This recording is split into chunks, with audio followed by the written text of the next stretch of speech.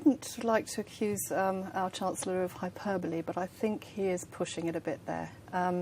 The Greek economy is about 330 billion, or the Greek debt that is potentially available for default by the sovereign government is about 330 billion. That's compared to 5 trillion of debt for the whole of the European zone. So I would suggest that's a little bit of hyperbole on his part.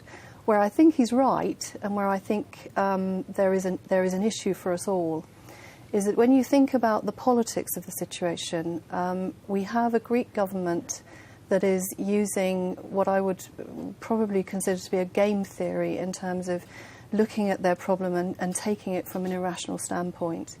The ECB, the European Commission, the central banks around the world and the other Western governments will always look at things from a rational perspective. Mm-hmm. And if you consider that, then you have a real problem, because there's no premise from which to start a negotiation on solving the problem. Exactly. Now, at the end of the month, the Greeks have already said they're not going to take the next tranche of money from the bailout, but yet their banks are more or less being kept afloat by ECB liquidity provision right now. So the ECB's got the Greeks in a real bind here, hasn't it, potentially? Yes, to be honest, and to be frank. If you think about the way in which an economy works, and we'll use Greece as an example in this instance, the banks are provided with liquidity by the government. The government usually provide liquidity via a funding mechanism from international providers. Because the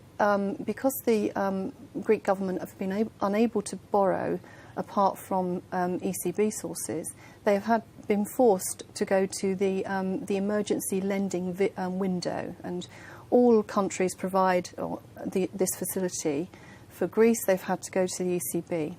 Now, if they are funding their banks through the emergency window, and that emergency window is turned off, which is highly probable because one of the stipulations of this window is that you provide investment-grade collateral to support it. The Greeks haven't got investment-grade collateral, which is high-quality collateral, and so therefore they have to be within a troika agreement.